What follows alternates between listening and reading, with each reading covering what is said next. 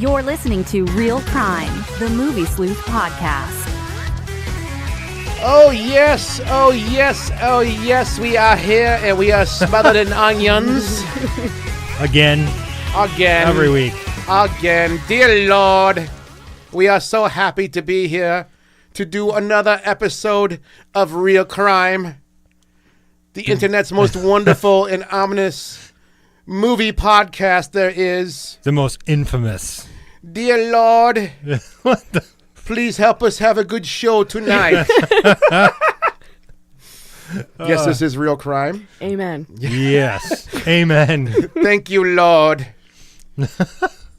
It's cold as hell outside. We're all tired, and half of us are sick. Yeah, and it's snowing, and we didn't cancel this time. Yeah. Yeah, we're worse than like the school system. Yeah, yeah. And I can honestly say that it's been a big change from. And I hate to sound like old man Scott, get off my lawn shit, but it really is different now. I mean, the smallest bit of snow or ice, it seems like they close everything down now. And I guess that's a cool thing because it's a safety thing. I'm sure a lot of more lives could have been saved when we were younger because people were sliding off roads and going into ditches and running into each other. Yeah. So I'm not saying it's a bad thing, but it really is different now, including our radio show. If it spits a little bit of snow, we can't do the show. We're very sorry, everybody. It just comes down to safety. Yeah. Safety's important. 15 years ago, we were young and stupid, and it would have just been like, go do the show at all costs. Let's and take now my 1989 Omni out in the snow and drive full speed down the street. Yeah. Everything will be fine. And now it's like, guys, we got to be safe. We've all got jobs and kids and families and totally. responsibilities. Yeah, so, totally. So we have a lot of fun planned for this week. Yeah. This is different. This is different. We've moved off of just one specific topic. Well, the problem with that, I mean, obviously, is there were a lot of holes there. We were having a problem getting together. There was stuff happening. There's the holidays, of course, too. Yeah. So we were stuck on the whole Stephen King for a little while. Well, we're gone. We're moving on. We're moving on with our lives, and we have a very fun topic planned for you guys tonight.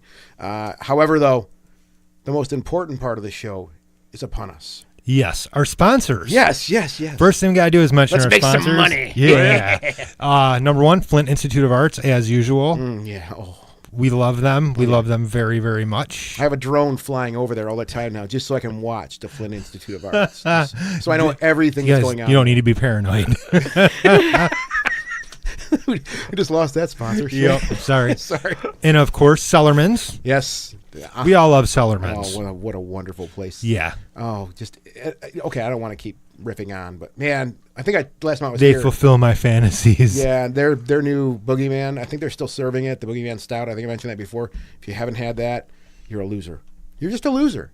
You gotta go there and try the Boogeyman Stout. It's fantastic. Yeah, no, they've got really, really good stuff there. Yeah. And, of course, our other friends at projectorscreen.com. Hi, Check them guys. out. Check them out. Yeah. Email me at chris@spoilerfreemoviesleuth.com, and I can get you 10% off anything on their website. Outstanding. So let me know. All right. In news this week, I really don't have a lot. I tried to taper it back because I knew this subject was going to take up a lot of time.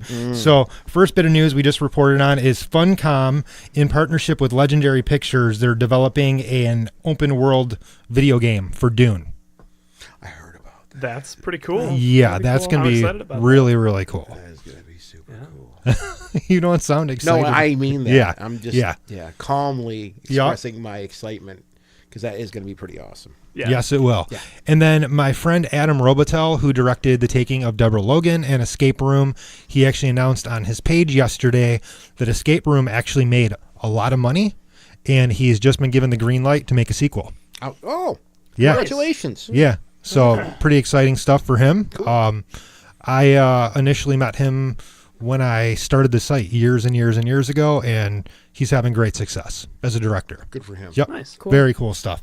And then we also announced yesterday, or published a news story on Gremlins. There's going to be an animated Gremlins series that's going to be coming to the Warner Brothers streaming service. And it's going to be a prequel of sorts. It's going to be about Mr. Wing that they bought the Mogwai from. Okay. And it's basically going to be him and Gizmo prior to the first Gremlins movie. that'd be That neat. could be really cute. That could be if they really do it. fun. Yeah. Yeah. So kind of cool news, actually. Yeah, that is cool. Yeah. It's not all remake and reboot stuff this week. So very cool. Thank goodness. And then last bit of news is Rotten Tomatoes finally stepped up today or yesterday, and they are removing all user reviews and comment section until a movie is actually released. Yay. So we no longer will be getting the review cool. bombing that's happening by fanboys on their site. Oh, that's So- good. All right. Yeah, it's a good forward You know, step for them. I had a couple things on my YouTube feed today, and I saw Rotten Tomatoes all over the place, and just haven't had time to sit down and watch anything. That's probably what everybody's freaking out about right now, and on the interwebs. Good for them. Congratulations, guys. Yep. Very Way to cool step up. That's stuff. cool. Yes. So in new releases this week, we've got Apollo 11, which is the really cool documentary about that mission. And then the other big release this week is a Medea family funeral. So, yeah. Slow week. Yeah. Kind of slow week. Totally. Yeah. So, Excellent. yeah. Suggested viewings for this week. I was just talking to you guys about mine a couple minutes ago. Yeah, Well, that sounds good. And it's totally on topic. The movie The Wandering Earth out of China. That sounds so cool. Massive masher. Massive. It's massive. I'm Sean Connery. I hear This that all the film's gonna be time. Massive. The Wandering Earth is really cool. It's a sci-fi spectacle. Just massive effect shots. Really cool. It's actually the highest grossing film ever out of China right now. It's Wow. grossed like 600 million Wow. in just a couple weeks. So Whoa. Netflix actually just purchased it, so it should be coming to them in the next few months also. But some theaters, the AMC chain does have the movie. So if you can see this movie in a theater, see it. Yeah, I'm gonna look it up. Hey, Josh Parks, happy birthday. There's your birthday shout out. Congratulations. Happy birthday. Josh. Happy birthday. You made another year. Yeah. I didn't know if birthdays were kosher or not, though. Anyways, moving on. Chris Jordan. Okay. My suggested viewing, since it's coming out on Blu-ray today, is Willard with Crispin Glover. Oh, yeah. Yeah, seeing that Scream Factory announcement made me think of that movie again. That is a really, really good. Is the most Crispin Glover of all Crispin Glover movies. Yeah, he's like off the chain in that movie. Yeah, I have not seen it. I have not seen that either. it's really cool. Yeah, it's just a very, very strange movie. Yeah, with him and Arlie Ermy as the villain. Yeah, and that's right. just really weird, strange, gothic atmosphere. It's just it's peak Crispin Glover for sure. Cool. And one of the rare mid-2000s horror remakes that was something like really unique and different and cool. How about you, Mara? Well, the only thing I've watched all week, except for some of the movies I kind of went back to watch and to talk about later on, is Star Trek original series. So I'll have to recommend that this week. Well, you were just watching the series. Yeah, Good fault. just going through I was going through the second season right now. Yeah. I don't. All the episodes are kind of running together right now, Yeah. but because I've just been, whenever I put the TV on, I've just been watching that. But I mean, it's a great show. You can just really sit there and just let it get absorbed into it. The visuals are really cool. They're great. The colors, they really they bought a purple light bulb and they were like, we're putting this in every scene. The thing about something like Star Trek for me is, look, we all know that it's dated. It was Yeah. late 60s, Yeah, okay? yeah. There's no way it's going to be able to stand up that good to the test of time. There's few productions that have, right? Well, even the stuff where they think they're kind of like being progressive is kind of like Oh, yeah. a little cringeworthy. Yeah, but the You thing know? is that that's what makes it so beautiful. It does. The one thing that irritates me more than anything nowadays is I'll see people, especially with video games now, right? Because I'm a big Mm-hmm. Atari guy. I'm a big Atari dork, and I know those games are blocks that run around the screen. I know it's primitive, Right. But it was the foundation, and so was Star Trek. Yeah. Yeah. Right. So it cracks me up when I see fanboys and fangirls getting online who were hand raised on beautiful games. I don't know all the technical stuff, but Yeah. literally movies you can control, right? Yeah. And they will take the time, and they'll take time out of their day to more or less just beat the shit out of the old stuff. And the same thing with Star Trek. With Mm-hmm. Yeah. with what we have now for movies, I know that we have astounding looking films now. They're amazing, and they're only gonna get cooler. But I think it's hysterical how people will still take the time just to beat the crap out of something that was made before they were born. Yeah. You know, and again, it's not the get off my lawn thing, but you know, you really understand your history. You should. I agree with you. It's a history. It's important. It gave a lot to, I mean, what we're going to talk about, sci-fi. Oh, yeah. It laid the foundation for a lot of science fiction television and movies. God, yeah. And I mean, say what you want about the graphics and everything and how they have like such heavy makeup on it. Sometimes it's kind of like funny because it's like Spock's wearing purple eyeshadow. Yeah. Oh yeah. And he looks so pretty. And it's like, you know, you can laugh about that, but the storytelling's there. Those people are all legends now. And that's what it was all about. And then. the acting, too. It's like, you know, people laugh at William Shatner's acting, but he, you know, he portrayed a lot. You know, he did a lot. And you can impersonate that guy. I mean, it's a Yes. timeless character. You can impersonate them all, too. Yeah, they were All all of them. so unique. There's nothing not to like about Star Trek. I understand if you don't like it though too. It may not be your cup of tea. It's not for everyone. But respect where it comes from. Yeah. Man. Yeah. That's all Yeah. you can really For sure, do. yeah. So yeah, that's man. I could watch the original series over and Yeah. over and over again. And Next Generation, I could just do the same thing. So what's yours? Me too. I don't want to tell you mine. Oh, I come wanna talk on. about Star Trek the rest of the night. This is great. You know, well, I mentioned before the show, I never saw it, and I was kind of just I needed to take a chill day on Sunday and literally just sit myself down and not do anything, just rest myself, force myself to not do anything, and I ended up watching a couple of flicks. One of them I watched was kind of in preparation for this show tonight, which is going to be on Sci-Fi, as Mara said, and it's called Transcendence, and it stars Johnny Depp. Right? Not the greatest flick. I'm sure you guys have all seen it, right? I haven't. You haven't seen it? No. You saw it, though, Chris, right? Which one? Transcendence. When's it? Yes. Non-listening Is it a newer motherfucker. movie? What, 2013? 2013, 14? 2014. Yeah. Yeah.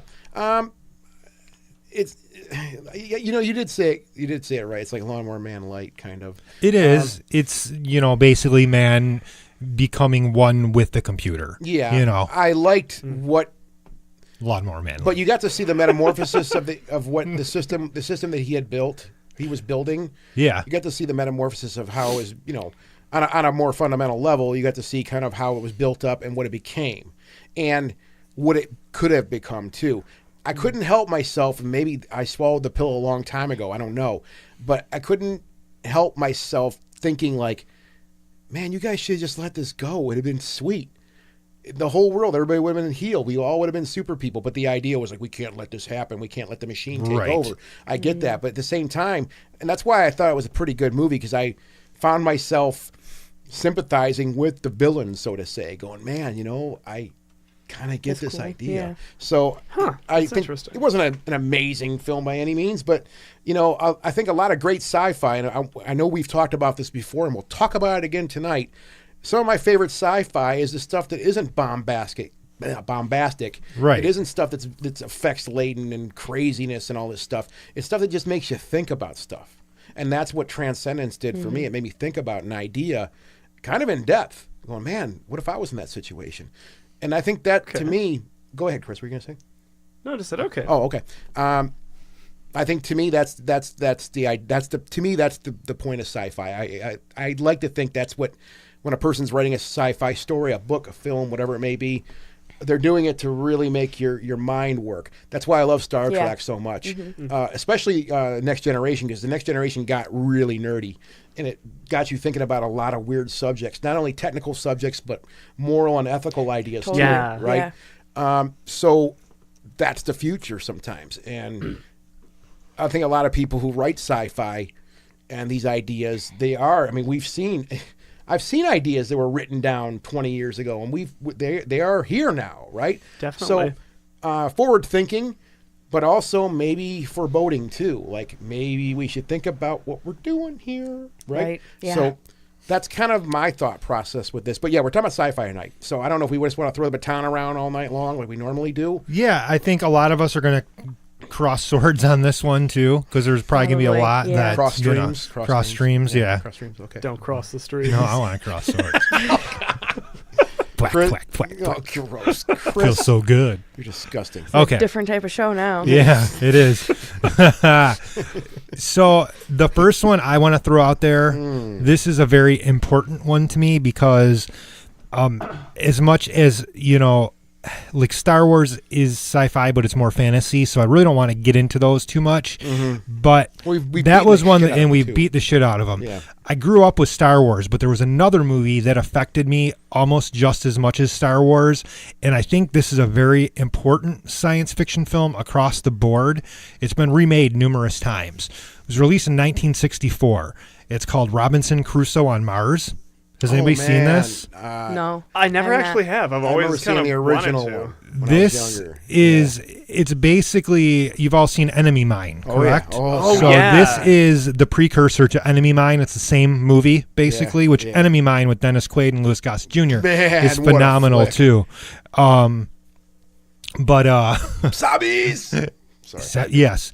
Robinson Crusoe on Mars is basically about an astronaut who is forced to land on Mars. It's a barren planet, and comes across a slave who's basically just wearing cloths and shit. Like, you know, these people are just like living there, but they're working for, you know, the man, basically.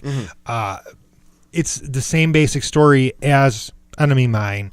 And it's basically about him befriending this alien human kind of person, Yeah. you know, and them just becoming best friends and helping each other on this planet. Yeah.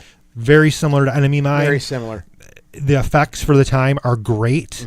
The coloration is great. It's one of those that when people ask me about what great sci-fi movie should I watch, Robinson Crusoe on Mars every single time. It's an absolute classic, and I'm actually surprised that it doesn't get mentioned a lot more. I'm glad you tied in Enemy Mine too, because that's another fantastic. I mean, Yeah. I mean, similar storylines, but that was one of the other ones growing up.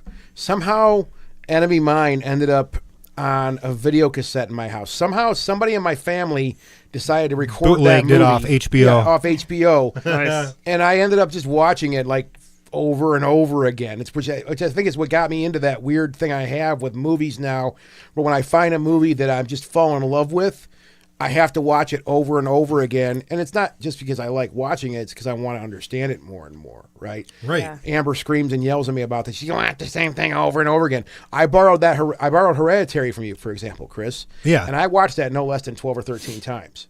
Just laying, just in bed, watching that movie, just looking for details and stuff like that.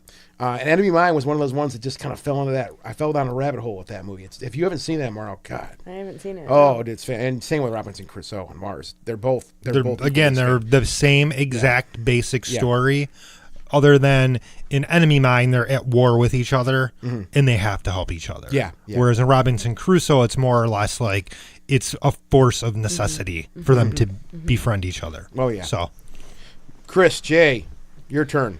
Okay.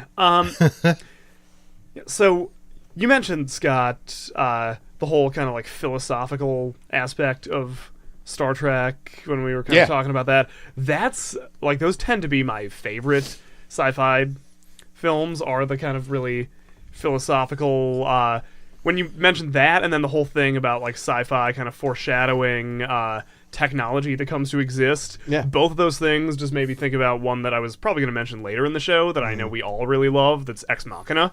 oh my yeah. God. Yeah, that's Wow. Yeah, that is Alex Garland. yeah, Yeah. easily my favorite sci-fi film of like the last 10 years, probably. Yeah, just on both of those levels that I just mentioned, like all the layers of philosophy going on there, Yeah. with like sentience and kind of Well, yeah. for starters, the way it looked. yeah, I mean, visually it's amazing. Visually, it's just it's a feast for the eyes. And the layers of like looking at AI in a kind of sci-fi sense, but then also sort of like sufficient conditions for personhood and whether she is alive, and the sort of moral implications of the way that that Oscar Isaac's character treats her, and like all the sort of layers of that, and the way that it works as a sort of Frankenstein kind of story in a sense. yeah.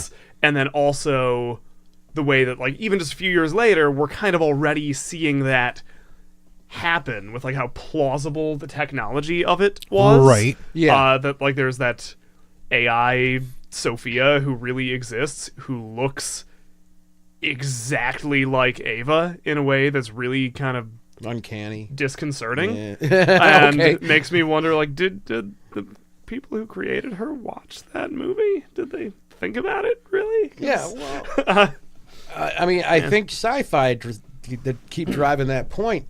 I think people, I think academia, I think, contemporary science, the industry, people Yeah. that are out there, AI, robotics, whatever you want to, all them facets, Yeah. IT, everything that's out there. They're nerds. They're movie Oh, they're yeah. movie buffs. They're book readers. They're game players too. So a lot of people, they do sometimes when they start doing this heavy work we're talking about, they kind of always tip the hat to certain things. Oh, yeah. So, yeah, Cool. What did I tell you? What did I tell you? I said, don't do it. I said, I'm not doing this for a reason because I don't want to screw the show up. And what do you do, Chris? You break the show. God damn Yep, it, Chris. I broke it. This is why we Broke the can't have damn nice show. things. Yep. So yeah, I mean, Ex Machina, you can't tell. It's top shelf sci-fi. Yes. And it has it all. I mean, it looks amazing. It's a great story, and it makes you think. It has your mind working the whole way through, going, "Oh my God, yeah. is she really alive? Is yeah. she sentient? Is she self-aware? Is it all these things that constitute what something alive means?" Yeah, right? the physical or the like philosophical and moral implications of that are really Yeah. interesting. Yeah. To me. Yeah, it's a I can't say enough good things about that movie. That's a great pick, man. Yeah. Mara. All right, this was a hard one because there were a lot of movies I wanted to talk about. But the first one I want to talk about is THX 1138. Hell yeah. That's probably my favorite one. God, did I see that? Don't matter. Go. Well, for those who are not familiar, Yeah. it's George Lucas's first film. Oh, yeah. Okay. And it tells about a dystopian future where people are pretty much not really allowed to experience like anything. Yeah. And TH1138 ends up falling in love with the woman he's with, LUH3417, and they have sex, and that's like the biggest no-no. And Yeah, they're not supposed to reproduce. yeah. And I mean, I don't want to give it away, but it's sad, it's emotional, it's weird because the way that it's done is not really like a normal movie. It's almost like an avant-garde film in a way because you have to kind of figure out stuff on your own. Like, Yeah. stuff is not explained to you at all. Yeah.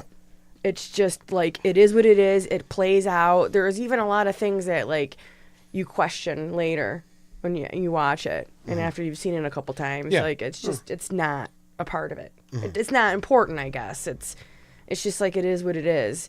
And one of the things I really like about it is something George Lucas said was about like how he imagined it being kind of like an artifact or like a foreign film. Huh. So where you don't really understand something about the, very far in the past, or you don't understand some culture so different to your own, and it just seems like confusing and weird. And That's cool. you kind of have to just experience it and kind of piece it together on your own. And I don't know, I love it. The music's great. The look of it is like very minimalist. So, but it works. It puts you in the mind of something that is real. I love there's like cops in it, and they wear like the leather outfits, and they have the silver faces. Those guys are sweet. It's a very stylized movie, but some of it is very like stagnant looking. Yeah. Very like surgical and precise the way they made the movie look. Yeah. It is. It's very just like when I think of it, it's white. Very Yes. white. But it works. Yeah. It works for what it is. And the part that always sticks with me like the most is he goes to the he goes wherever they are, and he gets like a little like block, and he walks around with it, and he goes home and he just throws it in the garbage, and it like makes kind of like a flush sound. Right. It's just like consumer Yeah. culture, which is funny that George Lucas wrote Of all that. people, yeah. Yeah. We know what he thinks about us. Yeah. Yeah, that's interesting. I've always meant to see that. I never Mm-hmm. have. Oh, I recommend it. Yeah, I'll have to check it out. Yeah, it's really cool that it, like I said, it plays out. It's like an avant-garde film in a way, but Okay. it plays out very Hollywood in the way that the action happens and the plot and everything. But it's like the way it looks and the way it feels is very artsy. That's cool.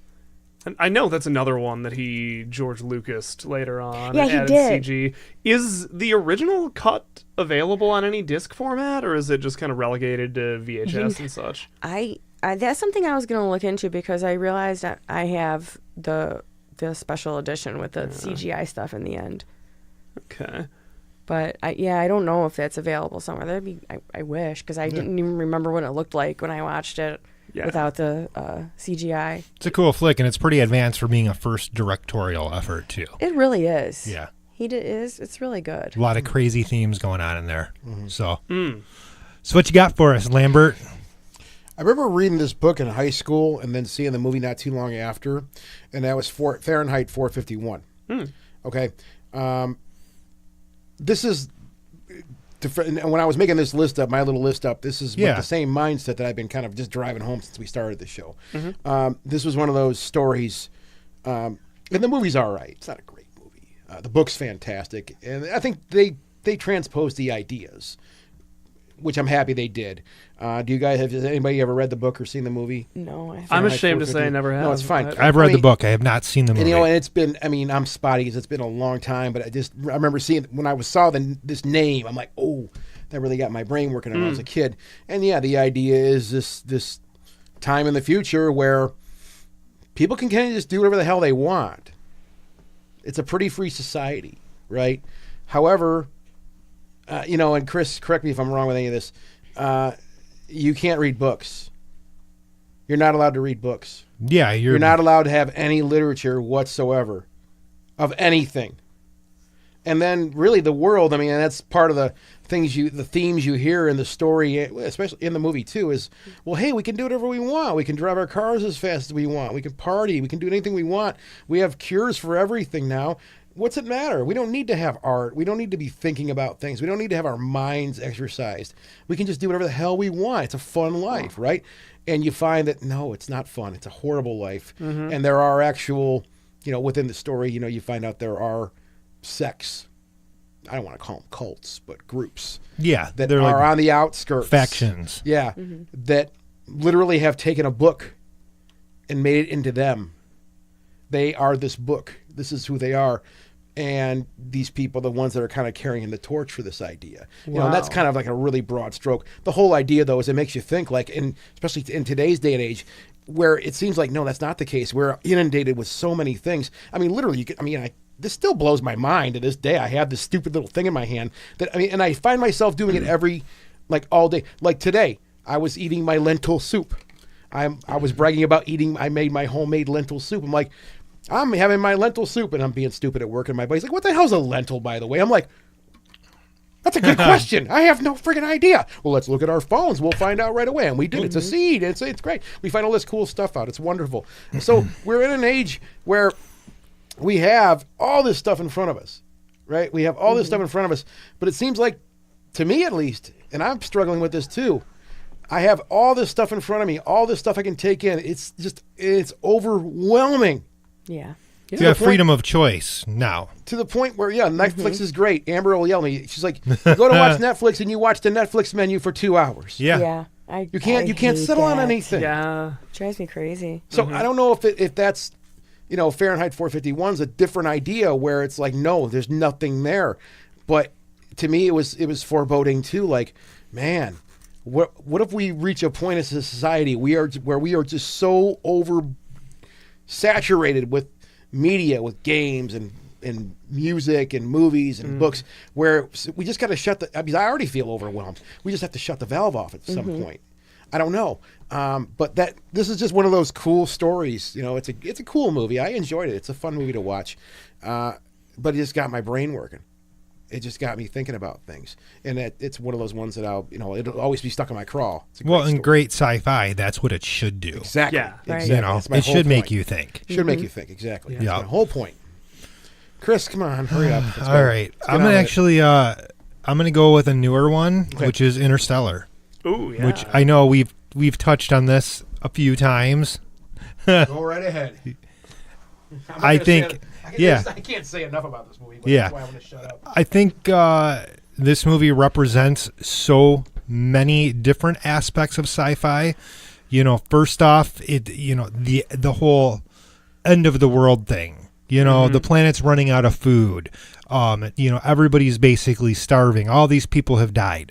We've seen that. Blight. We've seen that theme repeated in sci-fi so many times, but they do it so well in Interstellar that they don't ever really say what really you don't happened. have all this. You don't see like you have the other extreme. Yeah. With some of these films, like we were talking about Skyline before the show, where you're seeing people just being yanked up into these ships and being ripped apart and their brains being ripped, really violent, right? Where with Interstellar, the whole first hour of the movie, or first 45 minutes to the hour of the movie, it's Earth, and it's peaceful, it's calm, it's tranquil to a certain degree.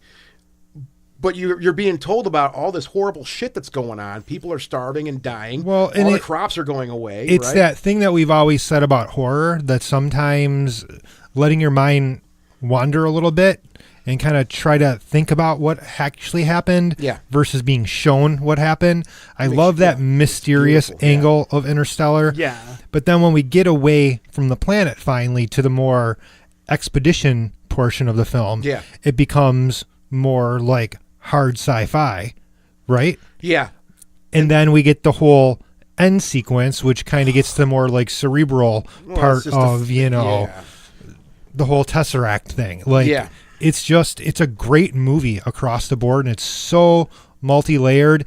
And I'll be honest, one of the things I really like about this movie too is that in this film, Matthew McConaughey is still doing a pretty good job acting. He never goes full bore into, hey, I'm Matthew McConaughey, I'm going to be super intense the entire time. No. He shows a range of emotions. Yeah. And you kind of understand, he knows he's losing everything back home on Earth in order to try and save it. I just think this movie just touches on so many bases, so many different things from other films, but also has Christopher Nolan's magic touch. Well, there was, the movie really, the key plot point of the movie was relativity. Yeah. And the real star of the film was time and relativity. Yeah. And you mentioned a point there, Chris, where Matthew McConaughey's character Matthew's character, yes, because I'm too stupid to remember his name. He did in the beginning of the mission. His goal was to get out there, get him to a certain point, and come back home.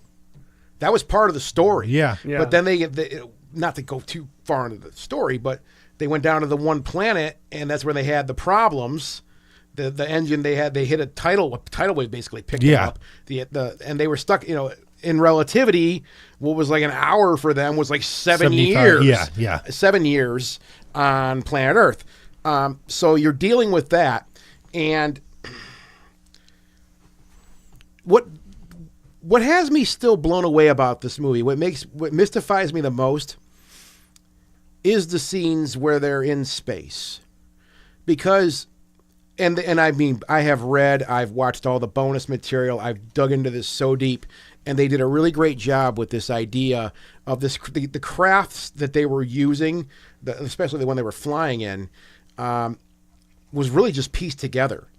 Yeah. They were out of money. They were just trying to put something together to get these people up there. So if you look really close, they did a beautiful job on the sets, because they weren't really very beautiful. It wasn't it wasn't very sophisticated looking like you'd expect from hard sci-fi, blinking stuff everywhere and digital readouts and holographic readouts. They were all very, very simple, machines they were using.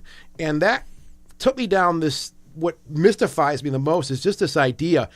And it makes me want to be there so bad. I want to put myself in that position so bad, even though how shitty it would be to have to live like that. But it's like, man, you're inside this thing. And they even talk about, one of the characters talks about, he's like, where there's like, this much steel between us and out there, we wouldn't survive like 10 seconds. We'd be dead. Yeah. And that idea, I'm mystified by that. And it's such a simple, goofy idea. And I'm sorry if I'm going down the rabbit hole here, but what this movie made me want to do was be there and be a part of that adventure, I guess. And that's just a small part of why I just worship this movie. The emotional gravity this movie carries the whole way through. I have not felt that from a movie in decades, honestly. I mean, you shouldn't have mentioned this damn movie. Because Got him started. The gravity of this movie, I felt when I watched it, and a lot of it had to do with Hans Zimmer's score.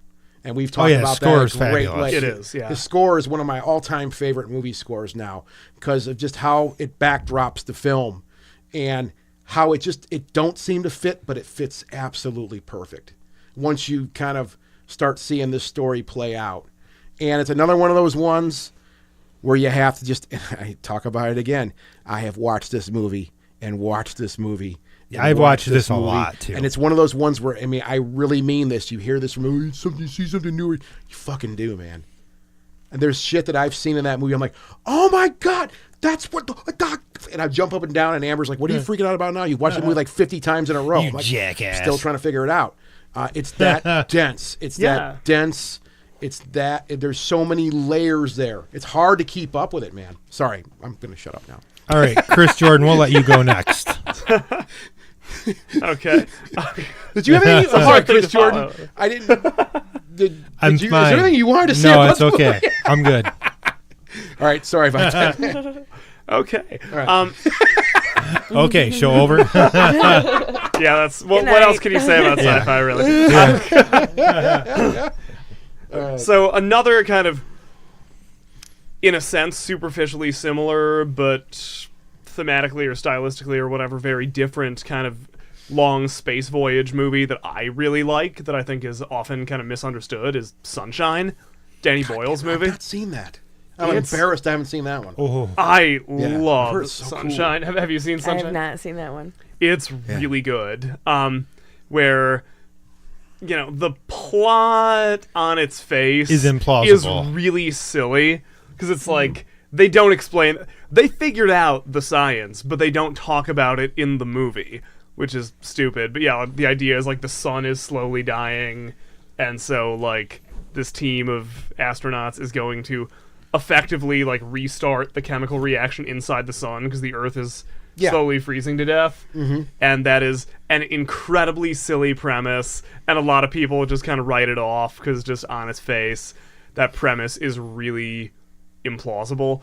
It's sort of like that's really just kind of like a MacGuffin to get them all into space. Yeah. And the movie is basically like all these characters kind of represent different like schools of philosophy or what have you, and it's all about how they all kind of personally respond to like the crushing isolation of space. And like, some of them kind of like see this sort of like profound meaning, some of them are just sort of like dwarfed by like the existential dread of just how empty it is, and like some of them kind of like feel this great sense of purpose, like, oh, we're gonna save our planet, and some of them just start like just kind of like cracking under the isolation and just like the vastness of it all. And the philosophy of it is really complex and interesting, and the characters all kind of, and they start to crumble under pressure, and then the weird shit starts to happen because as they're getting closer to the sun, reality starts to alter itself. And I guess that's the best way to put it. And there's a character who things take a bit of a horror type turn, and that's another, like, people give the movie shit about the last act and how kind of horror it goes, but in keeping with like the different schools of philosophy where like that character ends up sort of being the villain is like this very sort of like Nietzschean, like that, like sort of where existentialism starts to turn into nihilism. Like Yep. he's like this sort of like Nietzschean Superman kind of Yeah. villain, and like it really is like a movie about philosophy. And the cast is great. Like Cillian Murphy is The central character. Yeah, he's always great, but that's my favorite Cillian Murphy role. We have Michelle Yeoh. We have Captain America. Captain America's in there. And God, what's his what's the other from Doctor Strange and such? I His can't name. remember his name right yeah, now. that guy's yeah. great too. Mark Strong. Yeah, this is. Yeah, it's And if you like beautifully shot. Event too. Horizon, you'll like Sunshine because It's on my list. there's a lot I of haven't gotten to it. I gotta watch it. now. comparable thematic elements to Yeah. this as Event Horizon. I'll definitely sit down with that one because it's literally sitting. I have a list of stuff that I still have to tackle. I'm glad you brought that up because that just reaffirms that I have to watch this movie now. And I mean, you can tell from my picks so far that like I'm a huge nerd for like the really like philosophically dense sci-fi. That's the philosophy major. Those are the best in me. ones. Loves that kind of stuff. Yeah, well, I think we've really, if there's any point we made so far about with this show, is just that is that the best sci-fi is the stuff that makes you think. Yeah. So Absolutely. yeah, totally. How about you, Mara? All right, Mara, we're going to let you talk finally. I gotta go to my list here. Okay. Somewhere in Time is my next pick. Oh, interesting choice. Yeah. Okay. Now, I think like people might want to just right off the bat think of that as kind of like a romance drama, which it is. But I mean, it's written by Richard Matheson, who's very, obviously accomplished sci-fi writer, and it has to do with with time travel, and so I consider it sci-fi because of that. I can't remember who was in this one. Christopher Reeves. That's what I thought. and Jane Seymour. That's right. Yeah. Yeah, I saw this when I was very young. I did too. I saw it for the first time in 5th grade. My 5th grade class went on a trip to Mackinac Island, and they showed us that movie because It was filmed there. Yeah. It takes place like at the Grand Hotel, Yeah. and they showed us that movie. And I don't know why they would show a group of 10-year-olds that movie, because it's not interesting to 10-year-olds, and there's a really very 70s soft focus love scene in it Yeah. that no one could handle. So I have a pretty I have Too hot for you to handle. it was way too hot for the 10-year-olds. Way too hot for us. So that instantly became my favorite movie. No. Because it was too hot for 10 That's not why. That's not why. But, it always stuck with me because we went to Mackinac Island and I got to see where they shot it and everything. Right, and right. that place never changes. Yeah. So it was like that. And the story's really cool too about he goes back and he goes in time just because it's the way he does it is he convinces himself that he's in the past. So he makes his whole room how it would be in whatever the time was, 1901 or whatever it was. So he couldn't have a digital clock or anything like that. And I love that idea. I love that idea of time travel, that if you just surround yourself with Right. things Yeah. that were from a time period, you'll be in that time period. And Sweet. Can I just go to 1980 and Stay Yeah. there forever. stay there yeah, forever? you just have to get rid of your all your computer stuff Okay. and everything that was invented past a certain year that you want to be in, That would be great. and just put all the all your the 80s clothes on and just lay in bed and just be it's 1984. I get to see Empire Strikes I Back actually in the still theater. have my 1984. That sounds awesome. Yeah. Yeah. I mean, it's a really Yeah. cool premise. Yeah. Yeah. It is a really cool cool idea. premise. And it's it's heartbreaking and sad, and it's romantic and everything. Yeah, that's cool too. And it also has a beautiful theme song soundtrack. I don't know who wrote it. Yeah, I remember that But- because it was a pretty big deal. in Yeah. music too. Yeah, it's that song will choke you up. Yeah, it's beautiful. Hell yeah. Cool. Yeah. I like the unconventional pick for sure. Yeah. Yeah. That's super Me cool. too. Well, time travel, and that's another, I think, we end of the world shit, time travel shit. Those are two, the most, to me, most compelling ideas that sci-fi seems to center I around love the in a time lot of travel stories. shit. That's Yeah. my favorite. And as you were talking about that, I got a handful on my list here, and I'm really fighting on which one I should go with. But you know what? I'm going to do it, and I'm going to totally just shit the bed when I say this too. The Final Countdown, 1980. Oh yeah. Wicked flick. I mean, Yeah. I haven't seen it in forever, but it's one of those ones that stuck in my craw. I saw it in the theater when I was really young, and long story short, big old Navy freighter or jet landing thing. Right.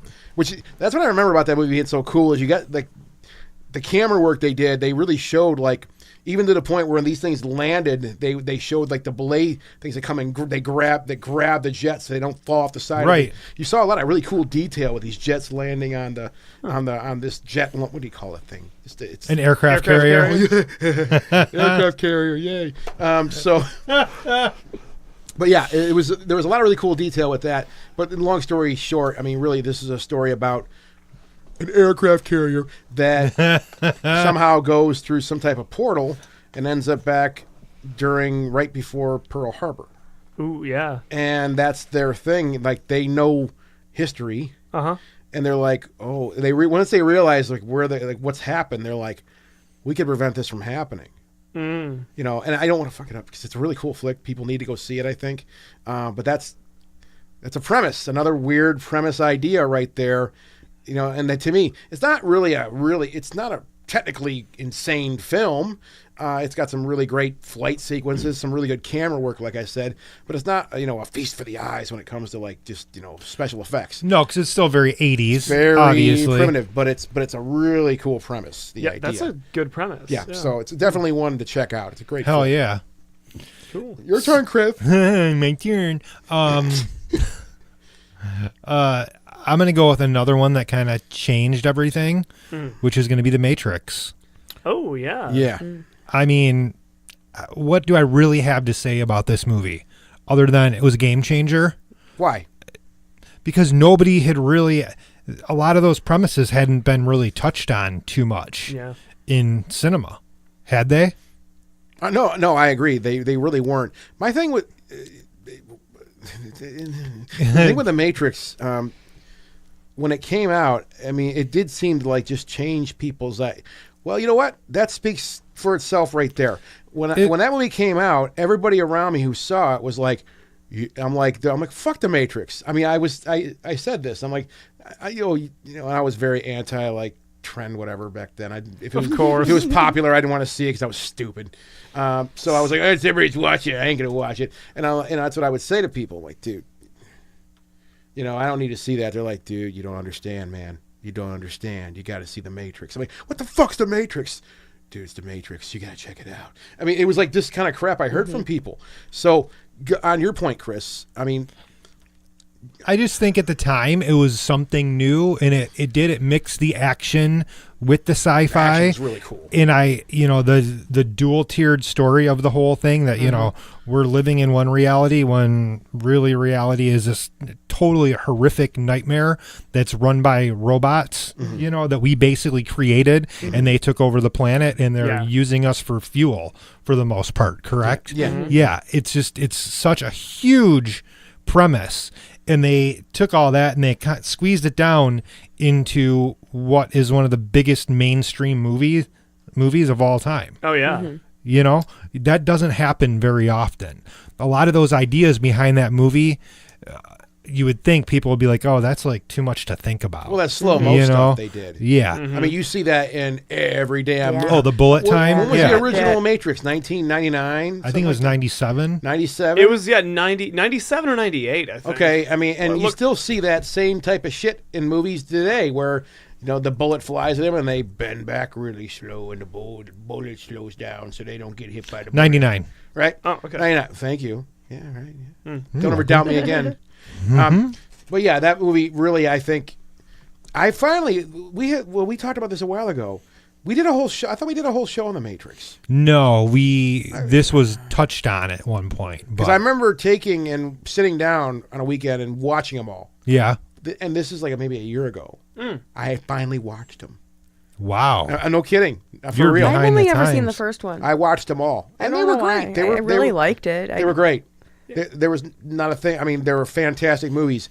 And maybe I will admit, I probably would have liked to. I think been a part of it. the subsequent releases, like I really like the last one. Mm-hmm. A lot of people blow it off because it turns into this huge battle sequence at the end, and a lot of people thought that was too much. I actually love that battle, like the final fight between mankind and the AI, basically. Yeah. It's really cool. I love that entire last scene of the Matrix trilogy. Yeah. But I get it. I get why some people are like, yeah, the second and third weren't as good as the first. Well, when you have something as strong as the first It's gonna be movie, tough to it's hard to match up. follow it up. Yeah, you can't do it. Yeah. It's Yeah. just- there I was think- magic there. Yeah, both of those. Yeah, they're fun sequels, but I think like the first one was where all the philosophy and all the ideas were, and then it was like, well, I think they could. We got a think cash of, cow here, They let's could run think with of it. stories for parts 2 and 3, but like. Yeah. The themes were kind of all laid out in the first one. Yeah. So Yeah. and like in the second one, by the time you throw in like the key maker and stuff, and it's like, They started does to this get. mean anything, or do you just like need stuff to do? I think they were starting to like. Yeah, we need to throw more ideas in here because maybe Yeah. our premise can't carry all three films. Yeah. But still, I love them. Yeah. I And love all three of them. That first one is like perfect. Yes. And it's rare great that flick. like a movie comes out and you see it, and in that moment you're like, holy shit, this is like a game-changing movie. This is going to change film as it exists popularly. And I think that was one of those. No, I mean, just the characters were so unique looking. The costumes were so unique looking, just for the roles that they were playing, right? And that's why you see, you know, when you see somebody at Halloween dressed up like Trinity or something like that, you Yeah. know who it is. I mean, it's very easy. They're so unique. I mean, it looks so cool. Yeah, one could say that they sort of took that aesthetic from like 80s cyberpunk and William Gibson and Oh, yeah. whatnot. Yeah. And Trinity is very much Molly from Neuromancer. But Okay. that's fine. it all though. comes from somewhere. Yeah, it all comes from somewhere. Yeah, and Yeah. like that's totally fine. Yeah. Yeah, The Matrix is fan. I mean, it really. is. I mean, I'm making a comment like that. You know, like this stuff is so recognizable, and I never really saw the movies until really sat down with them until a year or so ago. So even without seeing them, I still recognize those characters. That's how strong those characters were, and Yeah. that's how much weight they Yeah. carried, in pop culture. Right. Period. So that's how good that movie And that is. movie that series still has a hold on Oh, pop hell culture. Yeah, it Yeah, does. yeah. Hell yeah, So- it does. Totally, Chris Jordan. Indeed. Chris Jordan hit it. Okay, I'm gonna talk about. I had to- God You damn were it, start, I Scott. thought you were going to start rapping. I thought you were going to bust a move. All right, go ahead. Sorry. I'm gonna talk about the movie that we did a movie battle against The Matrix with. This Dark City, which is a brilliant fucking Oh, movie. I like Dark that, City. Oh, awesome, I awesome. like that Yeah. probably more than Matrix, to be honest. I also like Dark City more than The Matrix. Yeah. Yeah. And that's one of those where it's like I always wonder like what happened in that parallel universe where New Line hadn't been too scared to market Dark City well, and that had been the hit that caught on with the pop culture consciousness. And like what happens in that parallel world where Dark City was a big mainstream hit and Alex Proyas' career didn't just like crash and burn immediately. Yeah. And yeah, because that movie is so good, and like the ideas are amazing. The way that it uses the film noir stuff is so cool. Yeah, that really is. That noir Yeah. stuff is so cool. And just the whole like look of it, the like mid-century look is really cool. This is like totally Yeah. goth sci-fi. yeah, it It- is. Totally is. Yeah, and just like the idea of it is so interesting with like the memories getting shifted around, and again it has like the sort of big picture, like what does it mean to be human, where do we get our identity. It's so unique and such a smart movie, and it's a shame that it is so not that widely known. Yeah, it's the same director as The Crow. Yeah. Yeah. Which is interesting because I can't even think of anything else he did beside those two movies.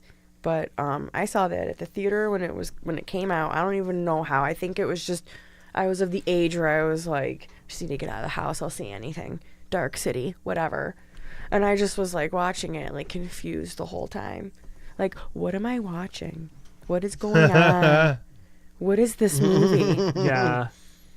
And I ended up seeing it a few more times and trying to, kind of piece it together because it's a lot to take in all at once, especially like when you're really not expecting to see it at the theater as a teenager. Yeah. Yeah, it is. It's really unexpected how Yeah. smart that movie is. He actually did a lot of other sci-fi stuff, though. He did iRobot. Oh, shoot. Oh, really? Okay. Yeah, he Yeah. directed iRobot, and he also directed Knowing with Nicolas Cage. I really like Knowing.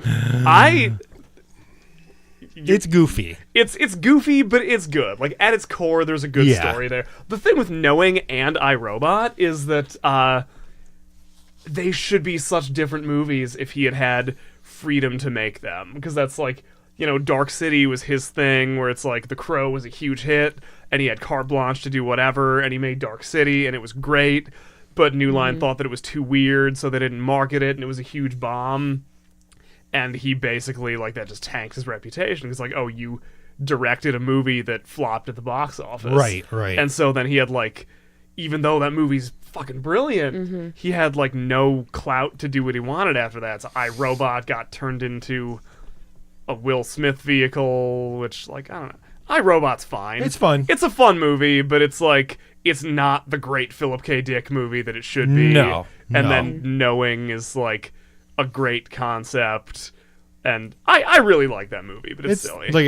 It's just Nick Cage. But you know. Dark City and The Crow are just two of the quintessential 90s gothy awesome movies. Yeah. All right, Mara. All right. Well, Educate Mara. us, Mara. Let's see. I got a list here. What do I want to talk about next? Come on, Mara. Okay, well, I got... Mara. Come on, Mara. God damn it, guys. Can I have a chance? Yeah. Go. I got 2 Cronenberg movies I want to talk about, and I think right. I'm going to talk about Extrasense since Andrea did the article on it, and she got me thinking about it. That's one of my favorite movies. Cool flick. I love that movie, and for those of you who don't know, it's pretty much about a organic video game system, and it's you get a port in your back that looks like a butthole, and you plug it in, and you have to manipulate this thing that looks like it has nipples, and you're in this open world It's so game. bizarre. Yeah. I'm mildly Yeah. excited right now. That is so Cronenberg. Watch it. Yeah. Yeah. No. Yeah. Yeah, it's gross. It's uncomfortable. It's weird. It's Jude Law and Jennifer Jason Leigh. They're good in it. I mean, there's really not more to say about it other than it's just a good adventure, gross movie, and it really gets you. And I don't want to get too much on what Andrea said in her article, but I agree with her. It really gets you to think about a lot of different things involving, the technology and video games and our society and. Like we've been saying, the ones that are good are the ones that make you think about the things you don't think about, or maybe things we take for granted. It's been a little while since I really So- sat. I mean, I've only seen the movie a couple times. My neighbor gave me a copy and said, "You got to watch this." I think that was Cronenberg. 99 too, Yeah. wasn't it? Yeah, because she did it for the 99 series. Oh, that's right. yeah. Duh. Yeah. Yeah, I think one of the ideas with that is, people, even in '99, and even more so now. Yeah. What I think about when I think about that movie is just the idea, that people sometimes nowadays, especially video games and competitive gaming and things like that online. And I've seen the ugly side of this from friends of mine. It becomes their only source of social. It's their only social outlet they have. It's their identity. It's who they are. Right. It's in their DNA, for better or for worse. Yeah. Right. Yeah. And I think that, I don't know exactly what Cronenberg was trying to, to talk, but that's one of the things I took away from that is, okay, this, where and where you very well may have, as much as I hate to say it, who may take the pill someday, but there is the idea of, someday this shit'll just be in our brains. It'll just be a part of us. We'll be in this world. And we've heard about the whole VR thing and all this crap. Well, that same premise is like Strange Days. Yeah.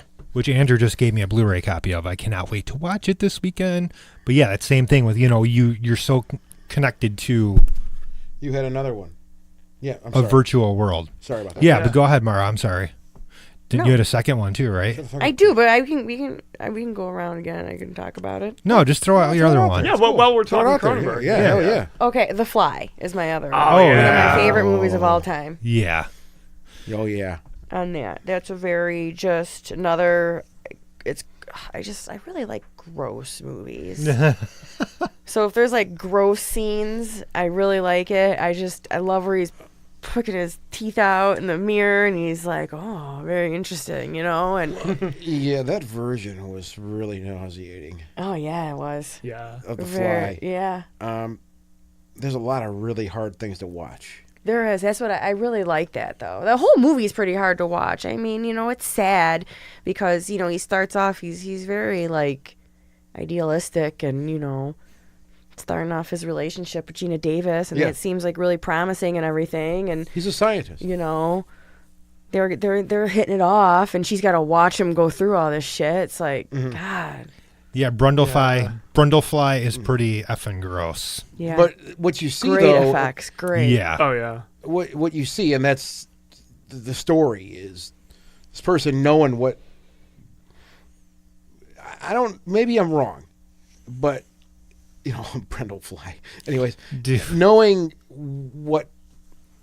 Okay, look. I mean, when you get older, I guess it's this idea that I have. Like, when you get the older you get, I guess there's this idea like the shit you do to your body or the shit that happens to your body. Sometimes it's permanent, right?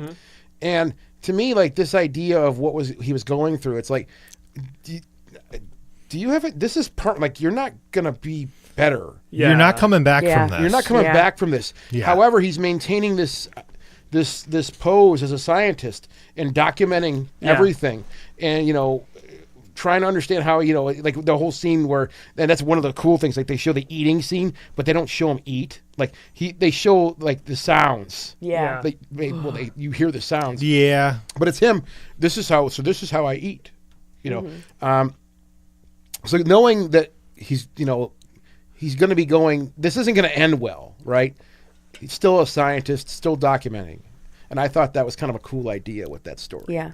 I agree. I like that a lot Yeah. too. So yeah, The Fly, man, you can't mess with that, No. and you can't really mess with Cronenberg. I mean, that's really Man. not even just great sci-fi. That's just one of the great Right. movies of all Yeah, time. and I know we've beaten the hell out of Agreed on that. Videodrome on Yeah. here. We've talked about Videodrome, Yeah. in spades on this show. So that movie rules. We don't. That's all we have to say about Videodrome. It's completely insane. So what's your next one, I don't know, Scott? dude. I got so much crap on here. I'm trying to the list I had. I put all the obvious ones, Yeah. and it's like we've talked about them. I don't want to do that again. Right? Yeah, yeah. So It's just what's coming to your mind. fucking Scott? Starman. Oh, Starman. yeah. Okay. Starman, Cool. Never saw that one. dude. Love Yeah. story. Total love story. Yeah. But it got me. It's one of those ones that get you thinking too. It's probably why I threw it down here. Alien comes down, grieving. What's her name? She was in Raiders of the Lost Ark. Karen Allen. Thank you very much. Yep. Karen Allen, grieving wife.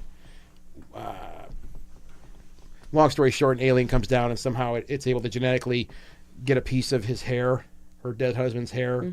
She had it in a photo album. And he takes that, and they kind of show some really great special effects of him taking that one strand of hair and more or less extracting the DNA and making himself again. Or this alien more or less mimicked her dead husband. And it's Jeff Bridges. It's Jeff Bridges, yeah. But it's great. His acting is fantastic because, he physically is her dead husband alive in front of her now. But he isn't the same. He's an alien. He don't understand social. He don't know what to do. He don't know how to talk. So the movie is this wonderful adventure with these two, where he did go home. Again, I think that's how it ended. It's been a while since I saw it. But it's this great adventure of them trying to get to a certain point where he can go home, and she's obviously torn because she's with her husband again. But she also understands that this is not her husband. But it's a lot of comedy, too. There's some really funny stuff. Oh, as he's learning how to be human. Yeah. There's a lot of. There's a beautiful scene where they're in a diner. And he apple pie. Like, Yeah. He just falls in love with apple pie. But they were sitting at the table, and she said, she got mad, said the word shit. She's like, shit. And then the waitress walks up, and, and she's like, what can I get you? And he's like, shit. Yeah. And she's like, oh, he's not from here. He's from another country. He's learning the language. And she's like, it's a hell of a start. He's got it. It's a great, cool scene. It's a great interplay, like with how what this character was.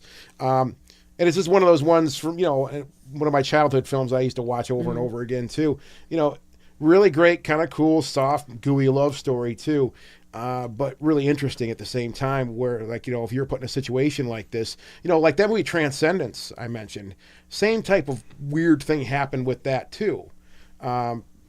He was able to rematerialize himself, her dead husband, and it's that same thought process. This isn't my husband though.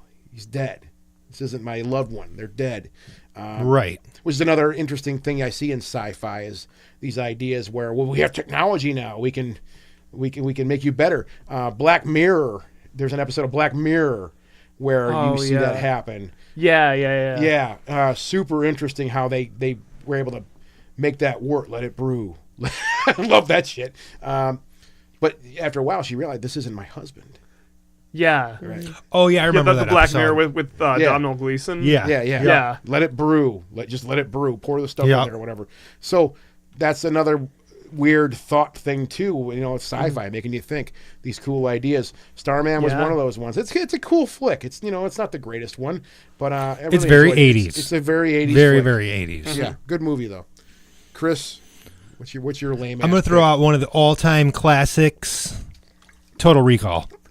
Yeah. I only saw it once. Really? Yeah. Oh my God, I love this movie. A lot of people Actually, the remake is pretty good. It got kind of shit on when it first came out, but if you watch it again, they actually get a lot more of the details in the story in the remake with Colin Farrell in it. Colin Farrell, however the fuck you say it. Farrell. But yeah, Total Recall. I think this is one of the better Arnold Schwarzenegger movies by far. I love all the scenes on Mars. It's fabulous. Again, it's an adventure film. There's a lot of action in it too. So this kind of rides that fine line of being sci-fi or action, but they did that a lot in the 80s. Yeah. So there's a lot of quotable stuff in this movie too. I love the practical creature effects in this movie. Yeah. And of course the 3 boobs. I mean, that's kind of hot. Yeah. I mean, no, it's disgusting. But yeah, Total Recall, that is one that I can rewatch all the time. So that's all I have to say about it. Yeah. Chris J. Yeah, Total Recall is fun. It's not one of my favorites of that era. One that I was actually talking to a friend the other day about this with 80s Paul Verhoeven movies and how RoboCop is definitely superior to Total Recall. Oh, absolutely. I would say. Yeah. I rewatched RoboCop I hadn't seen it since high school. I rewatched it a few weeks ago, and I was honestly, it had been so much time that I was kind of taken aback by how smart and how good and how clever a film that is, and like all the different levels on which it works. Yeah, have you rewatched it lately? RoboCop? Yeah. Yeah, I watched it probably 5 or 6 months ago. Yeah. Have you watched RoboCop in recent times? I watched it today. Did you Really? Wait, Yeah, I did. Really? Yeah. That's awesome. Yeah, I didn't. God, you guys are on this weird thing, man. I had it like on in the background, so I wasn't like okay. paying attention to it fully. I paid attention up until the part he gets riddled with. No, I paid attention a little past that. Yeah. Prior to around the part where he was like just coming into being RoboCop, and they're like waking him up and shit. But I was yeah, and then I kind of stewed and stuff around the house. But I did watch it, a lot of it today. Wild, but Yeah. you watched it today. Well, I was thinking about all the different sci-fi movies, and I'm like, going through all my Blu-rays and DVDs, and I'm like, I'm gonna put this in right now. Nice. Yeah, I don't have a job, so that's why. Yeah, good choice, RoboCop. Yeah, that's I was honestly kind of surprised how good it is. Like I did not remember it being as moving as it is when he starts to get his memories back. Yeah. And how like when he goes through his house and he's getting all the memories of the life that he had, like how it's actually really moving. And also watching it now, having last seen it in the early 2000s, we are living in the RoboCop future. We are just like one RoboCop away from being in that world. We were like one Detroit. RoboCop away Yeah. from RoboCop. Yeah, we were one RoboCop away from RoboCop. Because like, we were in the, the future where, Detroit is functionally owned by, like, one large corporation. And there's, like, that scene at the beginning, Jones's first boardroom speech before the Ed 209 scene, Yeah. where, like, it's supposed to be all dystopian. He's like, oh, yeah, like, OCP, we've had such success privatizing... like all these businesses that are typically thought of as public sector. It's like, prisons, schools, policing, like, all those things have actually been privatized with equally morally dubious results in the 30 years since RoboCop came out. Yeah. And, like, in a sense, that's one of those where it's like, okay, that's good sci-fi. Is like, it really plausibly is like, what's the world actually going to look like a little bit Not down the good road. for us, But though. it's It's kind foreboding. of, it's real depressing. It's foreboding. Well, It just tells you, we're hey, gonna man. get that statue soon. We huh? are going to get that So- statue. I mean, all we need now is like someone who works in the Quicken family of companies to be like, I have an idea to make a robotic cop. And then we're there. Yeah, I know. Then we are there. Yeah. Also, another thing in RoboCop, speaking of the future technology thing, Jones sends Miguel Ferrer his death threat on a fucking DVD in a 1989 movie. You're right. Where, like, so they called that one 10 years before there was DVD. Wow. Yeah. I always forget about the Twin Peaks connection with that movie because it's got Miguel Ferrer in it, and then Ray Wise. and Ray Wise. And Yeah. another thing I like about that movie too that I forgot about until I watched it this morning was like the when they're like they keep going to like the news reporters and they're showing like commercials and stuff, and like you kind of get a glimpse into like their culture, Yeah. like that. It's really cool. I like that. It's a very comic booky movie. Yeah. Reminds me of reading a comic, Yeah. and it makes sense that then Frank Miller wrote too. No, Yeah. It's a fantastic Which movie. I gotta rewatch too because I haven't watched that in a while, and I remember liking that one more than the first one. Yeah, I've not seen that since like bits and pieces on TV when I was a kid. I kind of want to watch it. Kind of nervous because I feel like it's not going to be as smart as the first one. I don't, from what I remember, it's not, but it's definitely very fun and over the top, and it's a little more from what, and I'm just speaking from like memory. Which one is this? RoboCop 2 in comparison to RoboCop. RoboCop 2 is actually still kind of decent.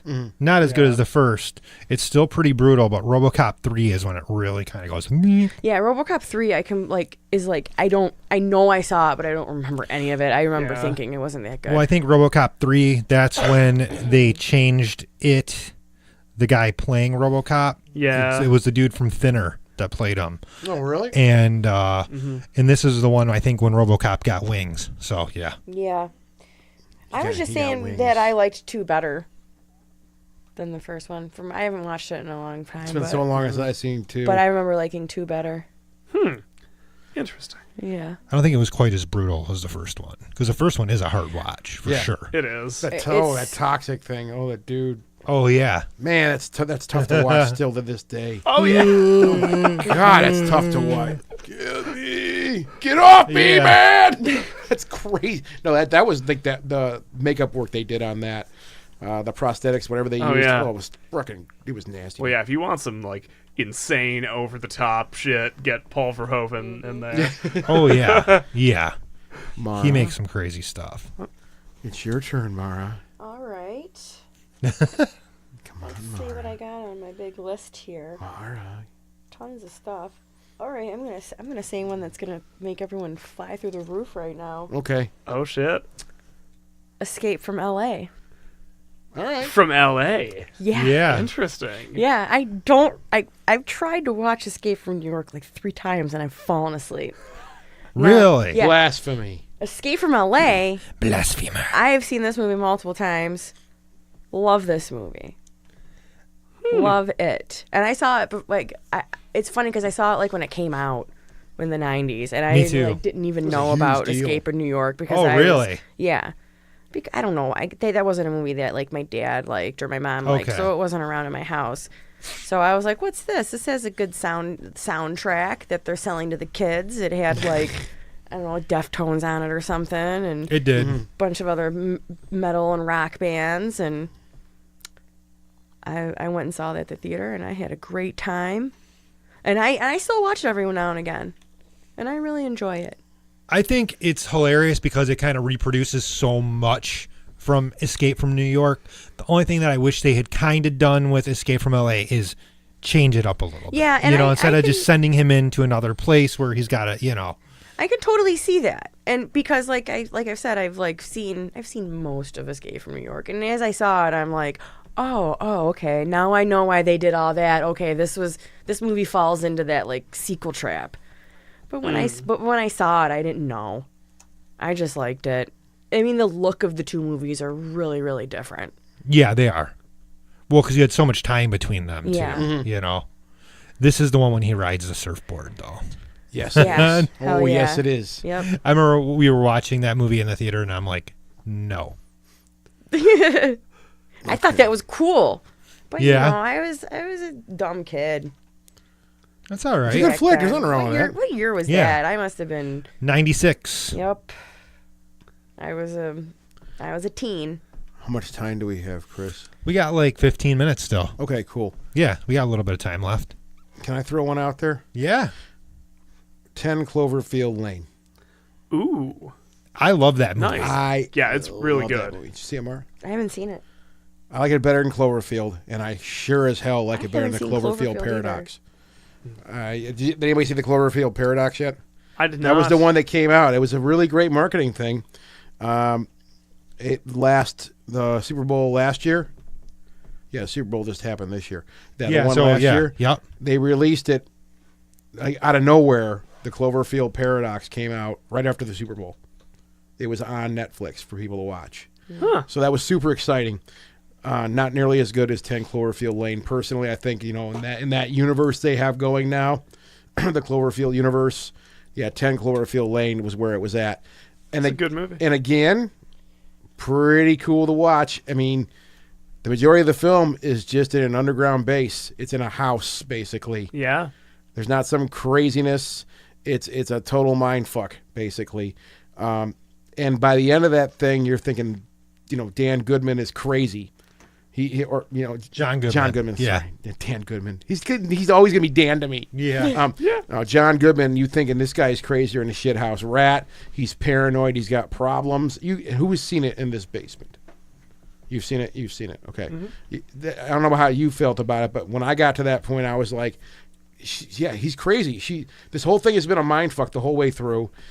He's crazy. She was right getting the hell out of there. And fine, now the movie will just end. She'll get out of there, right?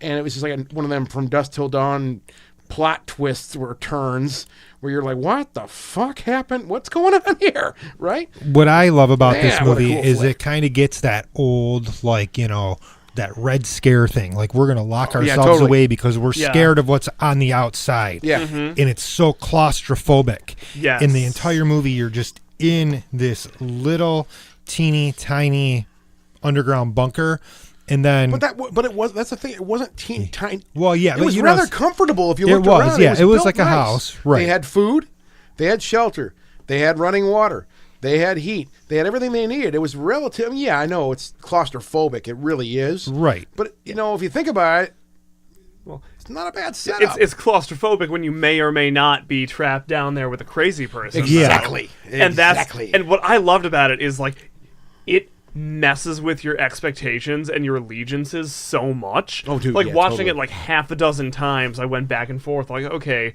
is John Goodman insane or is he just like awkward and misunderstood? And you like go back and forth. Like, oh no, it was like just trying to psych us out. He's actually good. Like, oh, but no, is he? And like it really keeps you genuinely in suspense. Yeah, it does. And also, creepy John Goodman is kind of the best John Goodman. He does that so well. Yeah. Like, that, fallen Barton Fink, like, creepy John Goodman is he's such really a good. big menacing guy. Yeah. To start with, I just want to hug him though. Yeah, he I- seems like a teddy bear, but then when you see him act menacing, that's Yeah. when it like kind of messes with he'd you. be like, Yeah. It's dude scary. to have a beer with. I think like just to Yeah, hang he with would. John Goodman. Oh man, what a night would that be? That would be great. Keep the shots coming until one of us falls. Oh yeah. Yeah, no, I mean, he really is a very menacing. He is a big teddy bear. But yeah, that movie. Yeah, you're right. That movie just keeps you going back and forth, like who's right, who's wrong. And I can honestly say, towards the end of that, I was like, this guy's fucking crazy. She's got to get out of there. There's nothing going on. He's just crazy. And I thought that's what the whole point of the movie was, just like. And I know, just working in the paranormal, especially, studying UFOs and people, abductees, people. Right. We've talked to a lot of these people. There's some very compelling stories out there. But I can honestly say I've talked to some people. I can 100% verify and certify they have mental problems. Mm-hmm. Now, maybe they didn't before this. Maybe something did happen to them. Yeah. Maybe they experienced something and it fucked their head up. I am not the one to judge or know that. But just kind of going into this movie and observing it with that kind of a mindset, I'm like, okay, I've seen this before. I've been in these situations. Get out, right? And he was right. But the funny thing about this movie is the construct of the story is her being trapped inside. Yeah. But then when she's released into the world, shit's even more fucked up out there. Just shut the fuck up. Ate some spaghetti. Yeah. We're having spaghetti for dinner tonight. Yeah. Eat some spaghetti. Shut the fuck up. Just eat the spaghetti. That's all you gotta do. Yeah, fantastic movie though. Yeah. Easily the best one. Hopefully they do maybe some more stuff, because I think it's a really interesting universe they have going. But the first one is, the first one really was the original Cloverfield. Was one of those ones that was the marketing behind that, and oh yeah, it was kind of a game changer to a this certain was one degree. of the first viral marketed marketing movies. It was the what do you call it, the found footage type thing too. Yeah. That was a big part of this too, and that's literally how they, I remember the trailers were just them at the party. Hey, what's up, man? We're just having a good time. We're partying, and then what the hell's this thing, right? So it was some really interesting marketing. But yeah, 10 Cloverfield Lane's best to me out of that trilogy that they have so far. It's just a totally great flick. Again, less is more. Less is more. Totally. So next one I want to mention, we got maybe 10 minutes here. And I'll probably get hit on this one because a lot of people despise this movie. Mark, get ready to hit him. But Hands up. AI's good. AI is great. I think Spielberg did a great job, like he almost always does with sci-fi. I know it was supposed to be a Kubrick movie, but I think Spielberg really hit on a lot of the same things that Kubrick would have done, and also he got a lot of the same, like the cinematography and the way the movie looks. It still feels like a Kubrick film for the most part. It does, but I'm happy that he did his own thing, because if he just tried to do Kubrick, it would have failed. Right. Yeah. But I always love Haley Joel Osment in this role. I think he was cut out to play that boy. And just everything about the movie, I absolutely adore this film. Everything, including the score, the way it was shot, the visuals still hold up really well. And I just love that the way the story can be interchanged with, Pinocchio, the way they did in the movie. Yeah. This is probably one of my favorites. Again, a lot of people will disagree with me on that because I always hear AI, it sucks, whatever. I think it's a really, really good movie. I liked it. Yeah. I liked it. There's nothing wrong with the movie. It made me cry, like, hysterically the first time I saw it. Yeah. Yeah. So I don't really typically like to watch it that much, but I mean, it was good. Well, because the entire movie is like wrapped up in loss. Yeah. And then it's just the end, just... Ugh. She loses her kid. They're like, oh, we're going to adopt this robot to replace our child. What? That doesn't happen. Well, Oh, that's right. But then the real boy comes back to life, doesn't he? I think, because that's why they want to get rid of him. Yeah. Then he's abandoned, and that's just sad. And then then he hangs out with a pimp. Pimp. Well, he hangs out with Jude Law. Pimp. Yeah. Yeah. Joe. AI. Yeah. Yeah. All right, Chris, you got one more? Yeah. I mean, it's not really sci-fi, but I just always want to talk about hackers because it's the best. Yeah, it has those It's elements. kind of a sci-fi. Kind of, yeah. It's Hack like the planet. hack the planet. Yeah, like it's it's not. I'm not sure that it's trying to be sci-fi. goofy It feels fool. like it's trying to be grounded in reality. Oh yeah, but they it's, thought it was real. like its grasp of how the internet works is just so silly. Where it's I like the internet love is a it. place. Yeah. And- Those visuals they show when they're Yes. inside, like the cyber computer. world. Yeah, I love yeah, it. like in Pendulette's just there, like. And it's grasping This has how 4 times the power Yeah. of a normal user. I think we got a hacker. It's the best movie. no, it's grasp on what computers are too. I mean, not only the Yeah. internet, Yeah. but just some of the stuff. Not like I know everything, but even and we all love it. Our little group of cronies get a kick out of watching that flick too, Yeah. and we all just kind of giggle at it, like, "Oh, they hacked into the kernel! Oh my god! Come on, bring it on, dude! Come on!" It's like Cancer, brain, it don't work that way, man. Fuck, dude. No, you're not gonna be jumping up and down screaming and shit. Oh, okay. Yeah. All right. And the spinning phone booth hacking montage. Oh my at god! the end. I Oh love my that god! Yeah, it definitely that movie kind of played on that idea that hackers were these they were cool. I don't know how to even say it. They're these cool people. It's funny because I watch we professional training here and stuff like that. I made a comment about this about a year ago when it come to hackers, right? And it still has this connotation.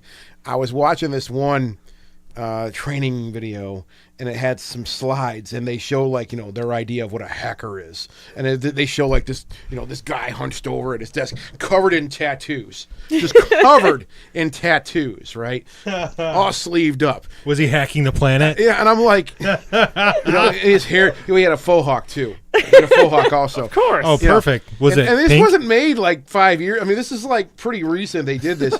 I'm like. Screen name And that's slash if I and pointed it burn. out to my buddies. We're in this class. I'm like, I didn't know hackers were heavily tattooed. I mean, I didn't know that was, Right. their idea of their vision of what a hacker is. But that was their idea of this hip hacker guy who's really hip on things. It's no, they're not that cool. Yeah. They're Yeah. really not that cool. Yeah, the thing, in hackers, they're really just a bunch of computer nerds. Yeah. But then the thing that I have heard that it does get right that's really interesting to me is how much of it is the social engineering and physical world stuff. Oh, yeah. They get people on the phone and try to pretend they're at the company to get people to reveal their passwords. Oh, yeah. And when Lord Nikon is walking around watching people type stuff and memorizing it, and all that stuff is there's parts of it that seem pretty grounded, and then parts of it that are just way out in left field where people in the 90s didn't know With the what social computers do. engineering aspect, I just watched a video yesterday that ties right in with that. I was watching one of my YouTube channels, to watch internet history and gaming history and stuff like that. I'm really interested in all that stuff. Yeah. And I watched one on the Fappening. If you guys remember the Fappening, when all those celebrities' iCloud Oh, accounts yeah. got hacked, right? The majority of how those people got their accounts got compromised was simply that these people found out it was a directed attack. And all it really was them sending direct emails to him saying, "Hey, your account, we're having a problem here. We need you to send us your information." Wow. And these, Wow, that's what it was. it simply was that. And it's the same idea. It was not some super intelligent group of people that were brute forcing all these, these accounts and doing. It was just social engineering. yeah. Pretty simple, sneaky, Creepy. and that's how they got in there. These people, of course, got caught and got arrested too, because there's a sick and disgusting violation of someone's privacy. Yeah. But yeah, it really wasn't some group of people sitting in a dark room together with tattoos all over their bodies. I mean, I don't, it's not quite that ominous. But yeah, hackers is just fun to watch. It's goofy. It's fun. It's so much fun. Yeah, it's a fun movie. Yeah, it really is. It's a ride. silly. Yeah. Mara, how about you? Okay, I got a last one to throw out is Plan 9 from Outer Space. Hell yeah. Nice. Hell Yeah. yeah. People A say total it's the classic. worst movie of all time, but Dumb. I'm sorry. they're I fools. sit there and I watch that movie and Have I they have not seen Showgirls? and I have a blast. It's there's a difference between a bad movie and a bad movie. Yeah. Yeah. I like watching that movie. Yeah. I think it's fun. Well, because fun sometimes outweigh, like, oh, it's bad, but it's fun. Who cares? Yeah, it's so much fun. It has its problems, but it's like at the heart of it, Ed Wood was very passionate, and he knew what he wanted to do, and he wanted to make a movie, and he had a vision, and he didn't have much at all. Yeah, But limited he resources. did what he did, and that's that. Oh, yeah. Yeah. All right. It's got heart, It does. It has heart. and it's got Vampira, Yeah. Yeah. and it's the Yeah, only can't go movie wrong. she's in, so Yeah. All right, folks. We're going to wrap this Yeah. show up. All right. We'll be back next week with episode 110, which is going to be something we had to put off earlier this year, but we're going to finally get to it. We're going to discuss the entire Rocky franchise next week. I can't wait. Yeah. Adrian! Yeah, we can't wait. So, Creed 2 comes out on Blu-ray next week, so it'll be a good time to do it. It's gonna be a lot of fun. Yeah. You guys tune in next week here. Don't you forget about Yeah. us here. All right. Thanks for listening. Thanks for watching. Everybody have a good rest of the week. Hack the planet. hack the planet. Hack it. Hack the planet. Oh my God. We get my backpack and run around town from phone booth to phone booth. Visit us at www.themoviesleuth.com and find The Movie Sleuth on Facebook, YouTube, Twitter, and iTunes.